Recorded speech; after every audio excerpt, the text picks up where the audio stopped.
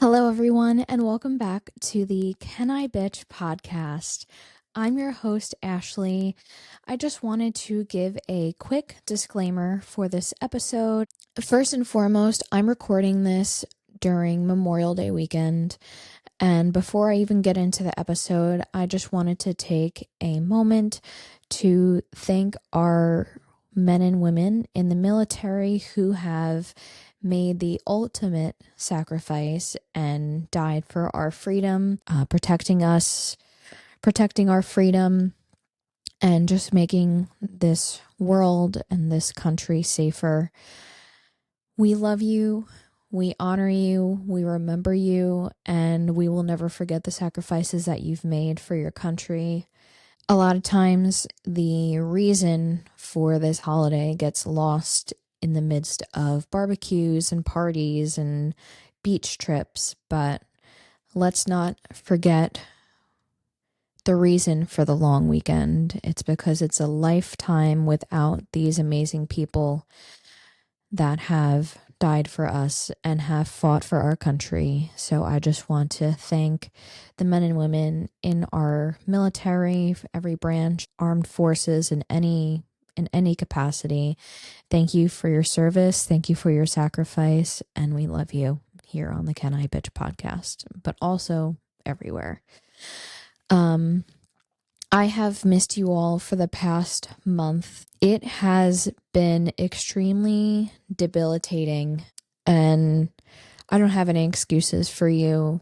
My mom has been going through a really hard time with her health the past month, and I was focusing on her and putting all of my energy on making sure that she's okay, that she's safe. Thank you to everyone that has reached out to me to check in on me and my mom. I really appreciate you and your prayers and everything.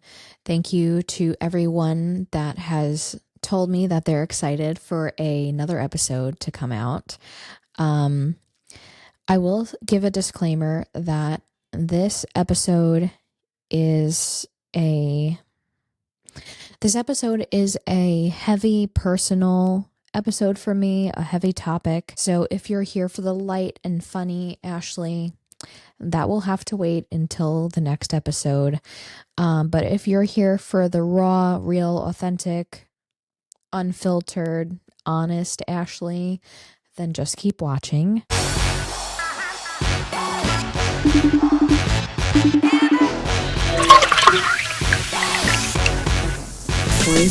CanIBitch.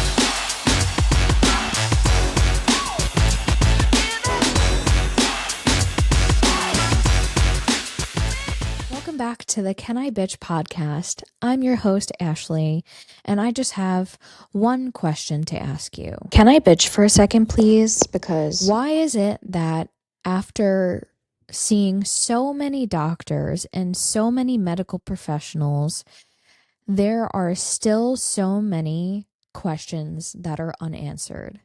How does so many tests, whether it's blood work, CAT scans, x-rays, MRIs, why, with all of this technology that we have in the medical field, how is it possible to still not have answers?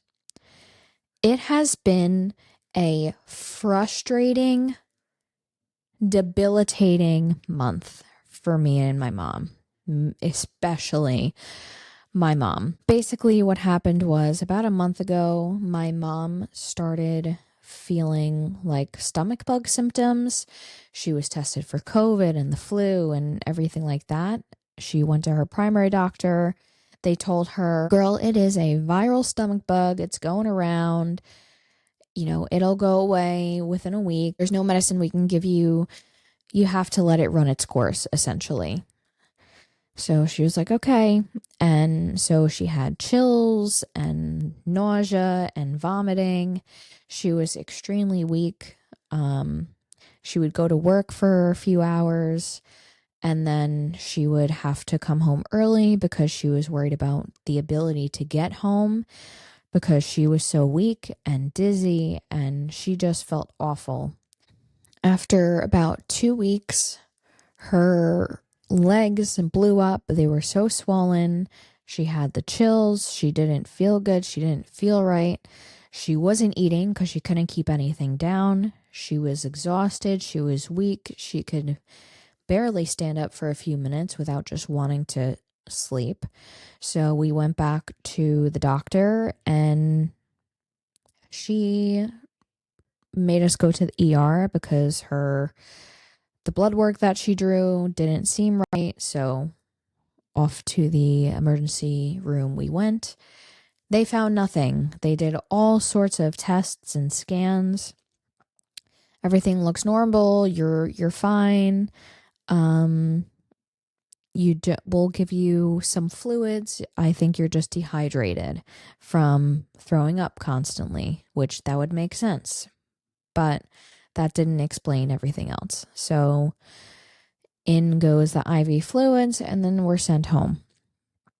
She still isn't feeling good. We go back to her primary doctor. She said she ran some more tests, and she said to follow up with the oncologist. So my mom had her next infusion of Keytruda, which is a immunotherapy that was coupled up with chemo that she was on. So she started chemo and Keytruda in July of last year. She stopped chemo in November, and then they kept her on immunotherapy, Keytruda, ever since then for maintenance to keep the cancer from coming back and to keep it at bay and to keep it from coming back more aggressively. So she gets that infusion done, and not even a day later, all of a sudden she's very confused and her memory is awful. And it was really alarming. And the next day, my mom apparently goes to her primary doctor because she made an appointment because something still isn't right. And they keep sending us home saying that nothing's wrong with her. So I get a call from my mom's primary doctor. This is when I was getting ready to go to a concert at the time. I was still at work. And she calls me. She says, "Hey, Ash, your mom is here. And it's really concerning. She doesn't remember how she got here. She doesn't remember driving here." And automatically, I start panicking. And automatic trauma trigger flashback to October of 2022 when my dad went missing in New York, and I had to call the cops for them to go find him. And he didn't remember where he was driving to. He got lost. He didn't know where he was. He didn't remember driving. And October of 2022 is when we had to check my dad into a hospital, and then from there had to place him in an assisted living facility where he was diagnosed with dementia. So the second I get this call, my mind is running in a million different places, and I'm like, I can't believe this is happening. I can't believe this is happening again. I can't believe this is where we are right now. So she was like, can you come get her? And she said that she didn't feel safe with my mom driving, which I wouldn't either. And I did not want my mom to drive after that. So I go and get her, and the doctor says that based on the acute memory loss that seems very onset and everything, she wants my mom to go to the hospital for neurological testing and scans of her brain and everything to make sure that that's okay. Because again, this is very alarming, and this primary doctor had just seen my mom not even a week ago, and she was not this bad a week ago. It only happened right after the infusion. So we go back to the hospital. We get a whole bunch of blood work done. She gets a CT of her brain and of her chest and pelvis and everything. So many tests. And still nothing. Still no answers. Other than this is possibly side effects of the Keytruda, especially since she just got that infusion done. But I didn't understand how, when she has been on this medication since July of last year, why now? Why are the side effects just popping up now? Like, usually when you're put on a new medication, if you're going to have side effects, it's going to happen right away, like within the first month. So why, almost at a year after we started this medication, why are the side effects just happening now? So that happened. Again, she was given IV fluids. She ended up having to stay the night because her blood pressure was low and her oxygen kept dropping. And so they were worried. So they wanted to monitor her overnight. So this was the weekend of Mother's Day. So she was in the hospital for Mother's Day. And for anyone that knows me, you know, Mother's Day, I have a tradition with my mom of no matter where I am and no matter where she is, I will go to her house and wake her up with breakfast in bed. I have been doing that for 32 years of my life. And I have never missed that tradition. So knowing that I couldn't do that this year was really, it was really awful. And like, just for context, like when I was in college and it was Mother's Day, I would drive however many hours home to surprise my mom for Mother's Day and wake her up in bed with breakfast in bed. When I moved to North Carolina, I literally got a flight home to New York when she was still living in New York. And I flew home and entered her apartment and woke her up with Mother's Day breakfast in bed. Like, when I tell you, no matter where I was and no matter where she was, I would always make it a point and I would always prioritize getting home or getting to her to do this tradition, because me and my dad did that for her every year when I was little. Every year growing up, I never stopped no matter what. Knowing that I couldn't do that this year was extremely difficult. I have seen more doctor's offices and more hospitals in the past month than I've seen in 33 years. So, and for anyone that doesn't know and hasn't watched any prior episodes of this podcast, this is my second parent who is navigating cancer. And for background information, my mom was diagnosed with stage 4 endometrial cancer last year, right around this time, actually. And so that all happened. She went through chemo and this immunotherapy, Keytruda. She stopped chemo in November and has been clear ever since then.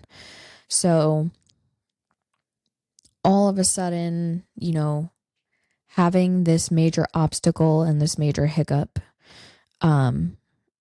is really frustrating, knowing that, like, okay, she's supposed to be healthy now. She's supposed to be going back to her routine, going back to her life.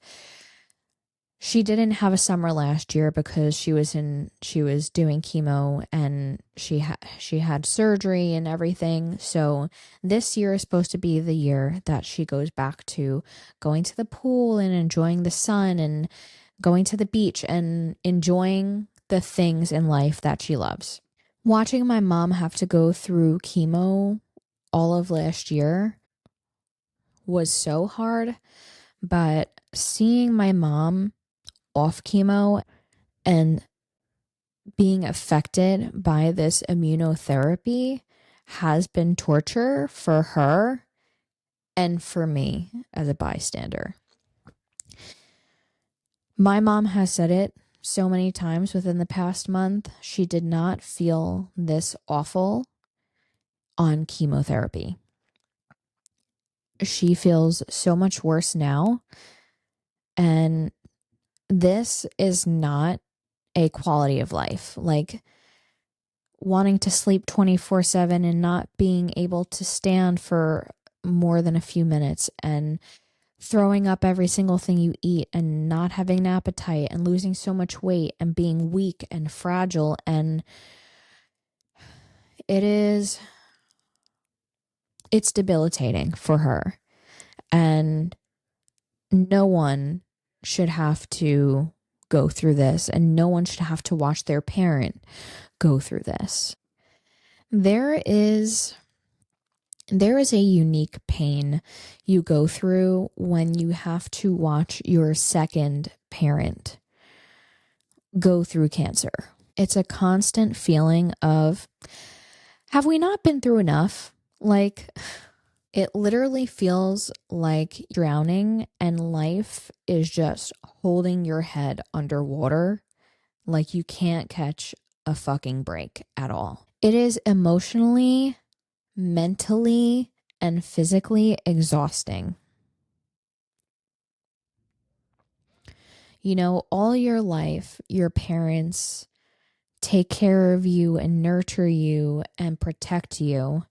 And now it's my turn to take care of and protect them.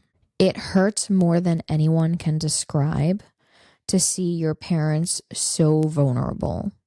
Like, all your life, you watch your parents go through the hardest things in life, and they are so strong. You know, they're your heroes, they're your role models.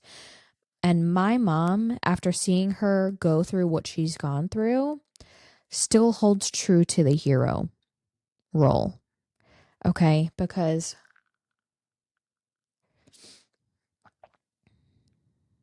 she has been through so much in life in general, but especially the past year, she has overcome so much and she has fought so much.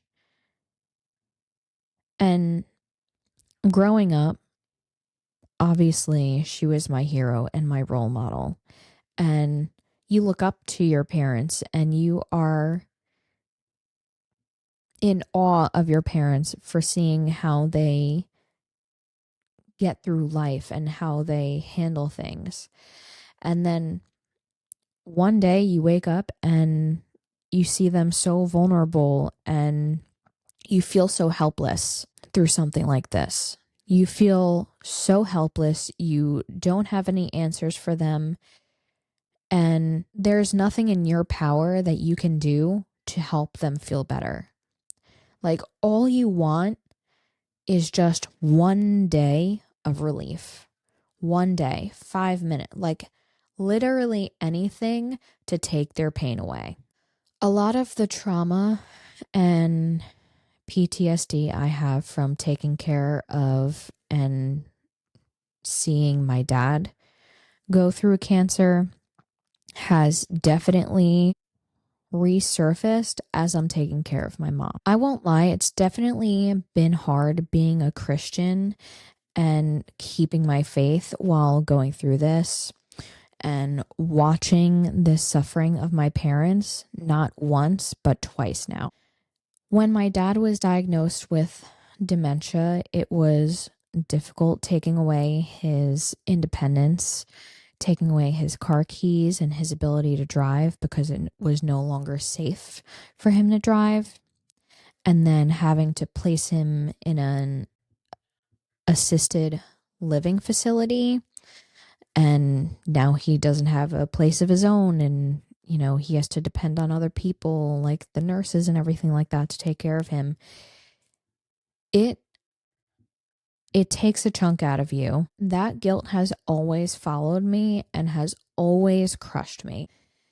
In fact, I haven't had a single night of sleep without constant worrying and waking up panicking, checking my phone since October of 2022. Ever since then, I have been so angry and confused.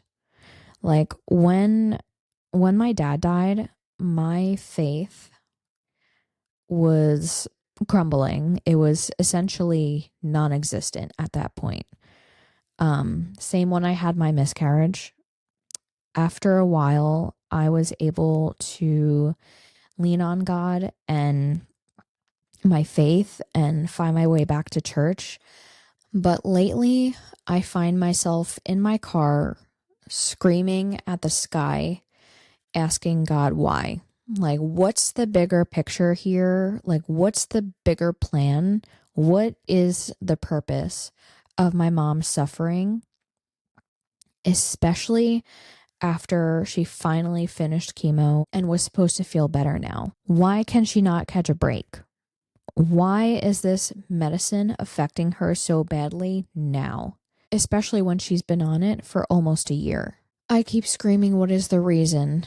Half the time, I'm screaming my lungs out. I'm like, can you even hear me up there? Like, did you forget about me? Because why have you been so silent? I feel so disconnected from God. I have felt so isolated and lonely. I spent so many nights begging, praying, and crying out for relief, only to feel met with complete silence. For anyone else that has witnessed a parent or a loved one suffer at the hands of cancer, just know it's okay to be furious and disillusioned with your faith right now. You're not alone. I hadn't been to church since all of this started happening with my mom, but I recently got back into reading my Bible and praying. I mean, I've been praying this whole entire time, whether I felt close to God or not. I keep praying and I keep talking to him and begging for answers and begging him to give me strength and to help me find a way through this and to help keep my mom strong. And I've been spending time in his word. And I feel like I keep spending time in nature and realizing how innocent and pure his creation and his creatures are, and how beautiful life around you is when you put your stress, anxieties, and fear to the background of your mind and give it to God, even just for a few minutes. I'll never claim to be the perfect Christian. I mean, this podcast name is CanIBitch, for fuck's sake. Sorry. However, I will always give the glory to God. I will always praise him for every day that me and my family wake up, another day, and another day that he breathes air into our lungs, and thank him for every single blessing that he's brought into our lives. So I guess what I'm trying to say here is you can still believe in God and you can still have faith. And then on the flip coin, you can still be confused and angry. It's rare to find people who can relate to the only child burden. And that doesn't mean that caretaking is the burden. I mean, having the weight of the entire world on your shoulders that is the burden. I have no siblings to split the hospital shifts with, no one to share the decision making with. And at the very least, I have no siblings to lean on emotionally and vent to who would understand this hand that we've been dealt in life. No one truly understands this specific family dynamic, or should I say lack thereof. Yeah. The emotional toll of watching your parents age and becoming their caregiver in any capacity is unexplainable. is a full role reversal, right? Because again, they take care of you and they raise you and they protect you and make sure that you're okay. And they take you to all your doctor's appointments and they pick you up when you fall. And then now it's your turn to take care of them. I keep having this outer body experience, whereas if I'm like looking down at myself and watching these events play out, and I'm like, wow, I can't wait to wake up from this fucking nightmare. And then it never happens. Then there's the physical toll, the sheer exhaustion of logistics, driving back and forth from appointments, and lack of sleep. Like, I ask anyone, whether it's my coworkers or friends, I have been a shell of myself, quite frankly. It's the constant anxiety, the anticipatory grief, and feeling like you aren't allowed to break down, because if you drop the ball, everything collapses. It is so hard, but sometimes you have to admit you aren't okay. You cannot positivity mindset your way out of this kind of exhaustion. You have to ask for help and accept the help when it's offered to you. Like, if you are too tired and too exhausted from driving back and forth to the hospital to make yourself a meal, if someone is offering to buy you food, take the help. Learn from me, okay? Take the help. Right now, I'm in survival mode. Like, I haven't had time to do anything for my mental health. Like, I haven't gone to the gym, and that is my mental, like, escape. Like, everything that's going on in life goes to the back of my mind, and I sweat it out. I run until I can't run anymore. Like, it's been hard not having that outlet to release everything that's been going on inside. And I mean, damn, I haven't even had a pedicure. Okay. Last time I had a pedicure was in October of last year. And that nail polish is still chipping off my toes as we speak. Like, it is extremely grown out and disgusting, but neither here nor there. Okay. You get the point. Haven't done anything for myself. Okay. I am in fight or flight all day. Like, constant state of being is fight or flight. Then I take melatonin to get my body to somewhat relax. And then I need to constantly have a podcast playing to fall asleep to and to put me back to sleep if, like, I wake up to go to the bathroom. I need to listen to other people talking to silence my own thoughts. Like, if I were to lay down and be in bed with my thoughts, it automatically goes to the darkest, scariest place. And ever since everything happened with my dad, I can't fall asleep without listening to a podcast, because that is my way of turning my brain off, is by focusing or refocusing on what other people are saying and what is going on in their lives. So yeah, I'm getting through life one sweet treat, and by sweet treat, I mean iced latte, and one podcast at a time, okay? I'm hanging on by a thread, all right? Once again, if anyone else is a solo caregiver or wrestling with their faith, you're not broken for being angry at God or for being resentful for the burden of cancer and sickness. Having a crisis of faith doesn't make you a bad person. It doesn't make you a bad Christian or whatever else you believe in. It makes you human. Thank you to my listeners for holding space for me during this heavy episode. Again, I have missed you.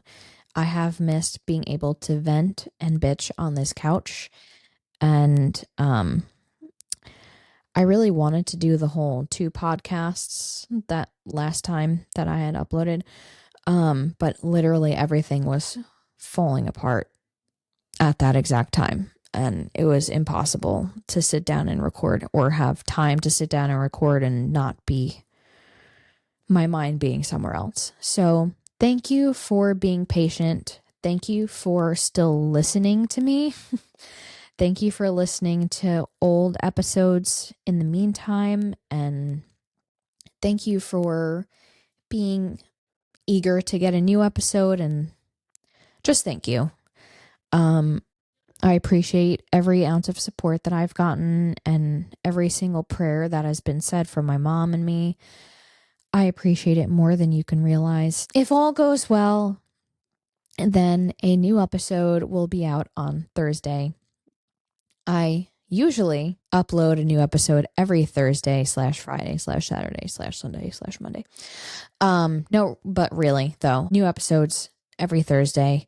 If you are watching this on YouTube, if I can please get some well wishes from my mom in the comments, as well as on Spotify, please subscribe to the YouTube channel. It's CanIBitchPodcast, and follow the CanIBitchPodcast Instagram page. You can also listen to this episode and any future episodes on Spotify and Apple Podcasts. Again, any well wishes and prayers and positive vibes or anything else I can get in the comments or in my DMs on Instagram is widely accepted and appreciated. I will see you next week on the Can I Bitch podcast. Let's bitch again soon. Toodles noodles.